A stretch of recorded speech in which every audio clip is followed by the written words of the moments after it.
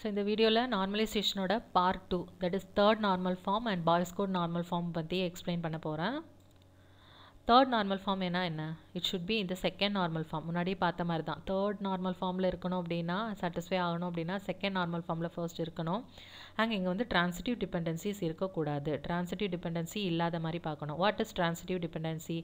இப்போ வந்து X implies Y, Y implies Z அப்படி இருக்குன்னா எக்ஸ் இம்ப்ளைஸ் ஜி. அதாவது நீங்கள் அப்பா கிட்டேருந்து காசு வாங்கி அம்மாவுக்கு வாங்கி அப்பா கிட்டேருந்து அம்மா காசு வாங்கி நம்மக்கிட்ட கொடுத்தாங்க அப்படின்னா டைரெக்டாக நம்மக்கிட்ட இருக்கிற காசு வந்து அப்பா காசு தான். அதே தான் இங்கே பாருங்கள், எக்ஸ் இம்ப்ளைஸ் ஒய், எக்ஸுங்கிறது அப்பா, அப்பா கிட்டேருந்து அம்மா வாங்குறாங்க, அம்மா கிட்டேருந்து நம்ம வாங்குகிறோம். அதே மாதிரி அப்படி இருந்தது அப்படின்னா ஆட்டோமேட்டிக்காக எக்ஸ் இம்ப்ளைஸ் ஜி. அது மாதிரி ட்ரான்சிட்டிவ் டிபெண்டன்சி இருக்கக்கூடாது, மீடியேட்டர் வந்து இருக்கக்கூடாது. அப்படி இருந்தால் அதை வந்து நம்ம பிரிச்சிடணும், டீகாம்போஸ் பண்ணிடணும். அதான் வந்து தேர்ட் நார்மல் ஃபார்ம். ஸோ அதுக்கான எக்ஸ்ப்ளனேஷன் இதில் கொடுத்துருக்கோம், ஜஸ்ட் கோ த்ரூ பண்ணிக்கோங்க பாஸ் பண்ணிவிட்டு. ஸோ இந்த ட்ரான்சிட்டிவ் டிபெண்டன்சி வந்து ரிமூவ் பண்ணுறது தான் இந்த தேர்ட் நார்மல் ஃபார்மோட மெயின் தீமே வந்து அதுதான், ட்ரான்சிட்டிவ் டிபெண்டன்சியை வந்து ரிமூவ் பண்ணிடணும். எப்படி வந்து செகண்ட் நார்மல் ஃபார்மில் நம்ம பார்ஷியல் டிபெண்டன்சியை ரிமூவ் பண்ணமோ அதே மாதிரி தேர்ட் நார்மல் ஃபார்மில் வந்து ட்ரான்சிட்டிவ் டிபெண்டன்சிஸ் வந்து நம்ம ரிமூவ் பண்ணுறோம். இப்போ ரிலேஷன் கொடுத்துருக்கோம் பாருங்கள், இந்த இடத்துல ஆர் அப்படிங்கிறது ஒரு ரிலேஷன், அதில் ஏபிசிடிஇஎஃப் இதெல்லாம் ஒரு ஃபீல்ட்ஸ். ஓகேங்களா, சம் நேம், ஏஜ், எம்பைடி, டிபார்ட்மெண்ட் அப்படிலாம் பார்த்தோம் இல்லைங்களா, அது மாதிரி ஒரு ஃபீல்டை தான் வந்து நம்ம ஏபிசிடின்னு கொடுக்குறோம். ஆருங்கிறது ஒரு டேபிளோட நேம்னு வச்சுக்கோங்க.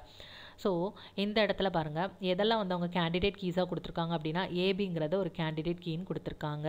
ஸோ அந்த ஏபி வந்து என்ன பண்ணுது, சிடிஇயை வந்து டிட்டர்மின் பண்ணுது. இந்த இடத்துல சிடிஇ இதெல்லாம் டிட்டர்மின் பண்ணுது. எஃப்ஐ வந்து யார் டிட்டர்மின் பண்ணுறாங்க அப்படின்னா டி டிட்டர்மின் பண்ணுது. ஸோ வந்து இந்த இடத்துல எஃப்ங்கிறது ஏபியை வந்து டிபெண்ட் பண்ணி இருக்குது. பட் யார் வழியா அப்படின்னா த்ரூ டி. ஏபியிலேருந்து டியை ஐடென்டிஃபை பண்ணுது, டியை வச்சு எஃப்ஐ ஐடென்டிஃபை பண்ணுது, அதுதான். ஸோ இந்த இடத்துல டி இல்லை அப்படின்னா ஏபியால் எஃப்ஐ வந்து ஐடென்டிஃபை பண்ண முடியாது. ஸோ அந்த மாதிரி கண்டிஷனை வந்து நம்ம அவாய்ட் பண்ணுறதுக்காக தான் டீகாம்போஸ் பண்ணுறோம். ஓகேங்களா, இதை தான் வந்து ட்ரான்சிட்டிவ் டிபெண்டன்சிஸ் அப்படின்னு சொல்கிறோம். சப்போஸ் டியை டெலீட் பண்ணிட்டோம் அப்படின்னா எஃப் வந்து தனியாகிடும், ஏபியை வச்சு அதை ஐடென்டிஃபை பண்ண முடியாது எஃப்ஐ. அதுதான் வந்து இங்கே ப்ராப்ளம் வருங்கிறதுக்காக தான் நம்ம இந்த ட்ரான்சிட்டிவ் டிபெண்டன்சியை அவாய்ட் பண்ணுறோம். அதுதான் ஏபி வச்சு பாருங்கள் எல்லா வேல்யூஸையுமே நம்ம சர்ச் பண்ண முடியும். அதனால் ஏபி வந்து ப்ரைம் ஆட்ரிபியூட்ஸ், ஏயும் பியும் சேர்ந்து ப்ரைம் ஆட்ரிபியூட்ஸ். ரிமைனிங் இருக்கிற ஆட்ரிபியூட்ஸான சிடிஇஎஃப் எல்லாமே நான் ப்ரைம் ஆட்ரிபியூட்ஸ். இதில் வந்து ட்ரான்சிட்டிவ் டிபெண்டன்சி இருக்குது. எப்படி இருக்குது அப்படின்னா எஃப் வந்து not directly depend on candidate key AB, டைரெக்டாக டிபெண்ட் பண்ணல, டிஏ வச்சு தான் டிபெண்ட் பண்ணியிருக்கு. அதுதான் ட்ரான்சிட்டிவ் டிபெண்டன்சி இருக்குது. இது வந்து செகண்ட் நார்மல் ஃபார்மில் தான் இருக்கா நம்ம ஃபர்ஸ்ட் ஃபார்ம் பார்க்கணும் இல்லைங்களா. எப்படி அப்படின்னா எல்லாமே ஏபியை தான் டிபெண்ட் பண்ணியிருக்கு. இதில் பார்ஷியல் டிபெண்டன்சிஸ்ன்னு இல்லை. ஏபி ரெண்டும் சேர்ந்து ஒரு கேண்டிடேட் கீ அப்படின்னா சியும் வந்து ஏபியை தான் டிபெண்ட் பண்ணியிருக்கு, டியும் வந்து ஏபியை தான் டிபெண்ட் பண்ணியிருக்கு. அது வந்து இந்த டிபெண்டன்சிலேருந்து கொடுத்துருக்கறதுனால நமக்கு தெரியுது. டிங்கிறது மொத்தமாக ஏபியை தான் டிபெண்ட் பண்ணியிருக்கு, எதுவுமே ஏயோ அல்லது பியையோ தனியாக டிபெண்ட் பண்ணி இல்லை, ஃபுல்லாகவே ஏபி ரெண்டையும் சேர்த்து தான் டிபெண்ட் பண்ணியிருக்கு. எஃப் எடுத்துக்கிட்டால் எஃப் வந்து டிஏ டிபெண்ட் பண்ணியிருக்கு, டி யாரை டிபெண்ட் பண்ணியிருக்காங்க, ஏபியை டிபெண்ட் பண்ணியிருக்கு. ஸோ இன்டெரக்டாக எஃப்மே வந்து ஏபியை தான் டிபெண்ட் பண்ணியிருக்கு. ஸோ இதில் பார்ஷியல் டிபெண்டன்சி இல்லை, அதாவது செகண்ட் நார்மல் ஃபார்மில் தான் இருக்குது, அது கன்ஃபார்ம். பட் வந்து ட்ரான்சிட்டிவ் டிபெண்டன்சிங்கிறது இருக்குது. இதிலேருந்து இதில் போய் இதிலேருந்து இதுன்னு இருக்குது. அதை அவாய்ட் பண்ணுறதுக்காக நம்ம ஸ்ப்ளிட் பண்ணிடுறோம் டேபிளை. யார் இதில் வந்து அவாய்ட் பண்ணுறாங்க, யார் இதில் வந்து டிபெண்ட் பண்ணியிருக்காங்க கீ இல்லாமல் அப்படின்னா எஃப். ஸோ எஃப்ஐ வந்து தனியாக தூக்கிடுறோம். எஃப்ஐ தூக்கி இதில் போடுங்க, செகண்ட் டேபிளில் எஃப் போடுங்க. அப்புறமா யாரை டிபெண்ட் பண்ணியிருக்காங்களோ அவங்கள சேர்த்துக்கோங்க. இந்த இடத்துல டியை வந்து சேர்த்துக்கிறோம், நம்ம எஃப்ஐ வந்து தூக்கி இதில் போட்டுடுறோம். தட் இஸ் இதில் ரிமூவ் பண்ணி இங்கே சேர்த்துக்கிறோம். செகண்ட் இதில் இருந்ததை ரிமூவ் பண்ணி இங்கே சேர்த்துக்கிறோம், அதை தூக்கி இங்கே போட்டுடுறோம் அப்படி வச்சுக்கோங்க. டியை வந்து சேர்த்துக்கிறோம், அங்கேயும் இருக்கும் இங்கேயும் இருக்கும். ஓகேங்களா, அதான். ஸோ இப்போ இந்த டேபிளை தனியாக பார்க்கும்போது எஃப் வந்து ஒரு கீயை தான் டிட்டர்மின் பண்ணி இருக்குது, டைரெக்டாக டிஏ தான் டிபெண்ட் பண்ணி இருக்குது. டி வந்து டைரெக்டாக எஃப்ஐ வந்து டிஃபைன் பண்ணுற மாதிரி இருக்குது. ஸோ இதில் வந்து எந்த ட்ரான்சிட்டிவ் டிபெண்டன்சியுமே இல்லை. அப்போ இது தேர்ட் நார்மல் ஃபார்மில் தான் இருக்குது. தேர்ட் நார்மல் ஃபார்மில் தான் இந்த ரிலேஷன் இருக்குது அப்படிங்கிறது உங்களுக்கு புரியும். இந்த மாதிரி ரிலேஷனாகவும் கேட்பாங்க, டேபிளாகவும் கேட்பாங்க. அதனால தான் நான் இந்த ரிலேஷன் மாதிரியும் போட்டு உங்களுக்கு சொல்லி கொடுத்துருக்கேன். இந்த மாதிரி கேட்டாலும் உங்களுக்கு அதுக்கான ஆன்சர் வந்து கொடுக்குற மாதிரி இருக்கணும். நெக்ஸ்ட் வந்து டேபிளில் பார்க்கலாம்.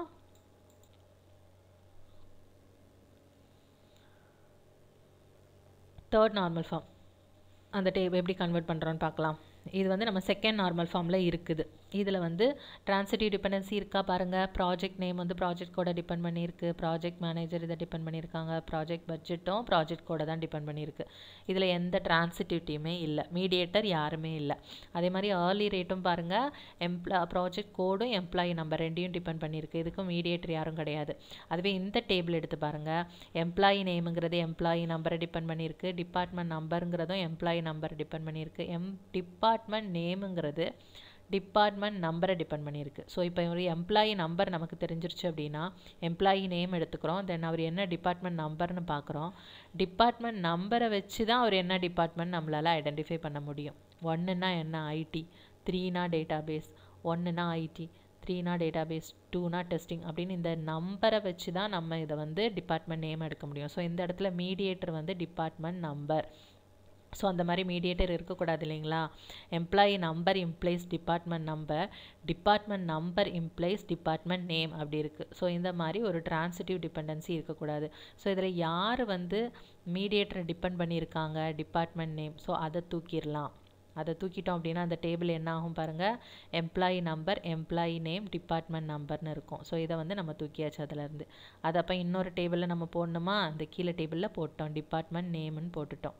ஸோ யாரை நம்ம சேர்த்துக்கணும், இவங்க யாரை டிபெண்ட் பண்ணியிருக்காங்களோ அது தானே சேர்த்துக்கணும். ஸோ டிபார்ட்மெண்ட் நம்பரை வந்து நம்ம இங்கே சேர்த்துக்கிட்டோம். ஸோ இதுக்கும் காமனாக வந்து டிபார்ட்மெண்ட் நம்பர் இருக்குது. ஸோ இந்த டிபார்ட்மெண்ட் நம்பரை வச்சு தான் இதை நம்ம ஆக்சஸ் பண்ணிப்போம். ஸோ இந்த இடத்துல எம்ப்ளாயி நம்பரை வச்சு இதை ஆக்சஸ் பண்ணிப்போம். இதுதான் வந்து தேர்ட் நார்மல் ஃபார்ம். இப்போ உங்களுக்கு புரிஞ்சிருக்கும்னு நினைக்கிறேன், எந்த கன்ஃபியூஷனுமே இருக்காது தேர்ட் நார்மல் ஃபார்ம் பற்றி. நெக்ஸ்ட்டு வந்து பாய்ஸ் கோட் நார்மல் ஃபார்ம். இதை வந்து 3.5 நார்மல் ஃபார்ம் சொல்லுவோம், பிசிஎன்எஃப் அப்படி சொல்லுவோம். அதை ஷார்ட் ஃபார்ம் தான் அது. Moreover this is stricter third normal form அப்படின்னு சொல்லுவாங்க. தேர்ட் நார்மல் ஃபார்மை விட ரொம்ப ஸ்ட்ரிக்டாக இருக்கும். அதாவது கண்டிஷன்ஸ் வந்து இன்னும் நிறைய கண்டிஷன்ஸ் இருக்கிற மாதிரி இருக்கும் அதனால் அதை வந்து ஸ்ட்ரிக்டர் தேன் தேர்ட் நார்மல் ஃபார்ம் அப்படின்னு சொல்லுவாங்க. இதில் என்ன ஞாபகம் வச்சுக்கணும் அப்படின்னா, remove the non trivial functional dependencies. Non trivial functional dependencies அதை வந்து நம்ம ரிமூவ் பண்ணணும் அப்படின்ட்டு இருக்குது. Make a separate table for determinants. எது டிட்டர்மின் பண்ணுதோ அதையெல்லாம் தனியாக செப்பரேட் டேபிளாக நம்ம போட்டுருவோம் அப்படின்னு போட்டிருக்காங்க தியரிட்டிக்கலாக. ஸோ இதை வந்து உங்களுக்கு அண்டர்ஸ்டாண்ட் பண்ணிக்கிறதுக்கு நெக்ஸ்ட்டு வந்து நம்ம ரிலேஷன் வச்சு பார்க்கும்போது தான் உங்களுக்கு இதை அண்டர்ஸ்டாண்ட் பண்ணிக்க முடியும். இது ஒரு ரிலேஷன். இந்த இடத்துல ஆர்ங்கிறது ABCDF அப்படிங்கிறதெல்லாம் ஒரு ஃபீல்டு. ஸோ ஏங்கிறது எதை டிட்டர்மின் பண்ணுது, BSCDF அதெல்லாம் டிட்டர்மின் பண்ணுது. அதே BF ரெண்டும் சேர்ந்து எதெல்லாம் டிட்டர்மின் பண்ணுது, ACDயை டிட்டர்மின் பண்ணுது. Fங்கிறது பாருங்கள் யாரை டிபெண்ட் பண்ணியிருக்குது, Dயை டிபெண்ட் பண்ணியிருக்குது. பட் நமக்கு என்ன கொடுத்துருக்காங்க அப்படின்னா ஏயும் பிஎஃப்பும் தான் கேண்டிடேட் கீஸ்னு கொடுத்துருக்காங்க. ஸோ இதில் இந்த ரிலேஷன் வந்து ஓகே, இது ஒரு கீயை தான் டிபெண்ட் பண்ணி இருக்குது. இதுலேயும் ஏசிடி எல்லாமே பிஎஃப்பை தான் டிபெண்ட் பண்ணியிருக்குது. பட் எஃப் எடுத்து பாருங்கள் யாரை டிபெண்ட் பண்ணியிருக்கு, டி. அது வந்து ஒரு நான் கீ, அது வந்து கீன்னு இங்கே கொடுக்கல, ஏயும் பிஎஃப்யும் தான் கீன்னு கொடுத்துருக்காங்க. டியை வந்து கீ கிடையாது. ஸோ எஃப் வந்து வயலேட் பண்ணுது, அந்த கண்டிஷனை வந்து சாட்டிஸ்ஃபை பண்ணலை. எல்லாமே வந்து கீஸாக தான் இருக்கணும். பாய்ஸ் கோட் நார்மல் ஃபார்ம் படி ஒரு ஆட்ரிபியூட் ஒன்று டிபெண்ட் பண்ணி இருக்குதுன்னா அது யாரை டிபெண்ட் பண்ணி இருக்குதோ அந்த ஆட்ரிபியூட் வந்து கண்டிப்பாக ஒரு கீயாக தான் இருக்கணும். இப்போ BCDF எல்லாமே யாரை டிபெண்ட் பண்ணியிருக்காங்க, ஏயை டிபெண்ட் பண்ணியிருக்காங்க. ஏங்கிறது ஒரு கீ தானே. ஸோ ஓகே, இந்த டிபெண்டன்சி ஓகே கரெக்டு. ACD எல்லாம் யாரை டிபெண்ட் பண்ணியிருக்காங்க பாருங்கள், பிஎஃப்பை டிபெண்ட் பண்ணியிருக்காங்க. பிஎஃப்ங்கிறது கேண்டிடேட் கீன்னு கொடுத்துருக்காங்க. So correct. தென் எஃப் பாருங்கள் யாரை டிபெண்ட் பண்ணியிருக்காங்க, டியை டிபெண்ட் பண்ணியிருக்காங்க. டிங்கிறது இங்கே கேண்டிடேட் கீயாக கிடையாது. ஸோ இந்த இடத்துல கண்டிஷன் வயலேட் ஆகுது. ஸோ யார் வயலேட் பண்ணுறாங்க, எஃப் தானே வயலேட் பண்ணுது. ஸோ அதை தூக்குங்க, செகண்ட் டேபிளாக போடுங்க. அது யாரை டிபெண்ட் பண்ணியிருக்கு, டியை டிபெண்ட் பண்ணியிருக்கா. ஸோ அதையும் கூட சேர்த்துக்கோங்க. அவ்வளோதான், 2 டேபிள்ஸாக க்ரியேட் பண்ணிக்க வேண்டியதான். நம்ம எது வந்து அதை வயலேட் பண்ணுதோ அதை தூக்கி தனியாக போட்டுடுறோம். அது யாரை டிபெண்ட் பண்ணியிருக்கோமோ அதையும் இதில் வந்து சேர்த்துக்கிறோம். பிகாஸ் அதை வச்சு தானே நம்ம டிட்டர்மின் பண்ணுற மாதிரி இருக்கும். ரெண்டுக்கும் உள்ள கனெக்ஷன் வந்து இப்போது டி தான். இந்த டேபிளுக்கும் இந்த டேபிளுக்கும் உள்ள காமன் இது வந்து காமன் ஆட்ரிபியூட் இஸ் டி. இப்போ பாருங்கள் இந்த எஃப் வந்து கீயை தான் டிபெண்ட் பண்ணியிருக்கு. இந்த டேபிளை பொறுத்தவரையில் 2 ஃபீல்டு தான் இருக்குது. ஒன்று டி இருக்குது, ஒன்று எஃப் இருக்குது. ஸோ டி தான் வந்து கண்டிப்பாக நம்ம ப்ரைமரி கீயாக வச்சு ஆகணும். அப்போது கண்டிஷன் ஓகே, அது வந்து பாய்ஸ் கோட் நார்மல் ஃபார்மில் இருக்குது அப்படின்னு நமக்கு தெரியுது. ஓகேவா? இப்போ டேபிளில் பார்க்கலாம். இதான் வந்து டேபிள் ஸ்டூடெண்ட் கோர்ஸ் டீச்சர்னு இருக்குது. ஸோ ஒரு டீச்சரை ஐடென்டிஃபை பண்ணுறோம் அப்படின்னா ஸ்டூடெண்ட்டும் கோர்ஸும் சேர்ந்து தான் டீச்சரை ஐடென்டிஃபை பண்ண முடியும். பிகாஸ் சோக் அப்படிங்கிறவரோட டீச்சர் யார் அப்படின்னா ஜான் அப்படின்னு நம்ம மட்டும் சொல்ல முடியுமா? முடியாது. ஏன் அப்படின்னா அவருக்கு இன்னொரு டீச்சர் இருக்குது, டாடுன்னு இருக்கார். ஸோ எப்படி நம்ம டிஃப்ரென்ஷியேட் பண்ணுவோம் அப்படின்னா கோர்ஸும் தெரிஞ்சால் தான் டிஃப்ரென்ஷியேட் பண்ண முடியும்.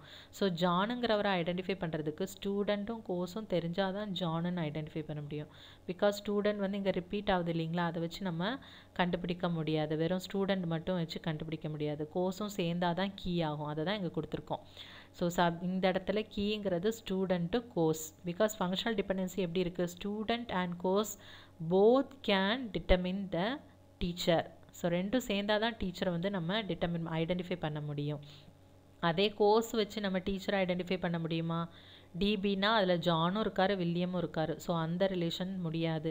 பட் டீச்சரை வச்சு நம்ம கோர்ஸை ஐடென்டிஃபை பண்ணலாம். ஜானுங்கிறவர் டிபி எடுப்பார், வில்லியம்ங்கிறவர் டிபி எடுப்பார், டாடுங்கிறவர் காமர்ஸ் எடுப்பார், வில்லியம்ங்கிறவர் டிபி தான் எடுப்பார். அப்படிங்கிறத நம்ம பண்ண முடியும். ஸோ இந்த இடத்துல டீச்சர் வந்து கோர்ஸை வந்து டிஃபைன் பண்ணுது, இம்ப்ளை பண்ணுது. ஸோ கோர்ஸுங்கிறது வந்து யாரை டிபெண்ட் பண்ணியிருக்காங்க அப்படின்னா டீச்சரை டிபெண்ட் பண்ணி இருக்குது. இந்த பாருங்கள், கோர்ஸுங்கிறது டீச்சரை டிபெண்ட் பண்ணி இருக்குது. பட் டீச்சருங்கிறது கீயாக இந்த இடத்துல கிடையாது. ஸ்டூடெண்ட்டும் கோர்ஸும் தான் கீ, டீச்சருங்கிறது நான் கீ. அது மாதிரி நான் கீயை டிபெண்ட் பண்ணி ஒரு ஆட்ரிபியூட் இருக்கவே கூடாது. ஸோ வந்து அப்படி இருக்கிறத வந்து தூக்கி தனியாக போட்டுருங்க. அப்போ கோர்ஸ் தான் வந்துட்டு அதை வயலேட் பண்ணுது அப்படின்னா கோர்ஸை வந்து தூக்கி தனியாக போடுங்க. அது யாரை டிபெண்ட் பண்ணியிருக்கு? டீச்சரை டிபெண்ட் பண்ணியிருக்கு இல்லைங்களா. ஸோ டீச்சர் வந்து தனி டேபிளாக போடுங்க. அவ்வளோதான். டிபெண்ட் பண்ணியிருக்கிறத வந்து தனியாக போட்டுடணும், யார் டிட்டர்மினண்ட்டோ அதை. அவ்வளோதான் BCNF.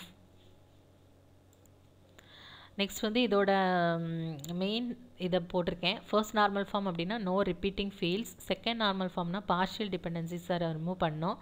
தேர்ட் நார்மல் ஃபார்ம்னா ட்ரான்சிட்டிவ் டிபெண்டன்சியை ரிமூவ் பண்ணணும். பாய்ஸ் கோட் நார்மல் ஃபார்ம்னா நான் ட்ரிவியல் ஃபங்க்ஷனல் டிபெண்டன்சியை ரிமூவ் பண்ணணும். ஸோ இதான் வந்து ஷார்ட்டாக அதுக்கான ஹிண்ட் ஞாபகம் வச்சுக்கோங்க, எதுக்கு எது அப்படிங்கிறது. நெக்ஸ்ட் டிஃப்ரென்ஸ் பாருங்கள். பேசிஸ் ஆஃப் கம்பேரிசன் கான்செப்ட் என்ன அப்படின்னா தேர்ட் நார்மல் ஃபார்ம் வந்து ட்ரான்சிட்டிவ் டிபெண்டன்சியை அவாய்ட் பண்ணுறது. BCNF அப்படின்னா நான் ட்ரிவியல் டிபெண்டன்சியை அவாய்ட் பண்ணுறது. டிபெண்டன்சி பொறுத்தவரையில் தேர்ட் நார்மல் ஃபார்மில் வந்து வித்தவுட் சாக்ரிஃபைஸிங் ஆல் டிபெண்டன்சிஸ், எந்த டிபெண்டன்சியுமே சேஞ்ச் ஆகாமல் அப்படியே நம்ம கன்வெர்ட் பண்ணிடலாம் தேர்ட் நார்மல் ஃபார்முக்கு. பட் BCNFல வந்து டிபெண்டன்சிஸை ப்ரிசர்வ் பண்ண முடியாது, சம் சேஞ்சஸ் வந்து வரலாம் அப்படின்னு சொல்லியிருக்காங்க.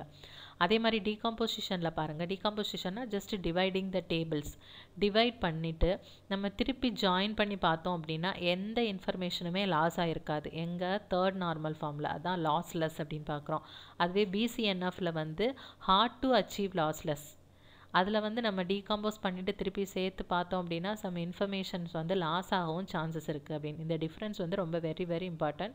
ஸோ இதை வந்து ஞாபகம் வச்சுக்கோங்க.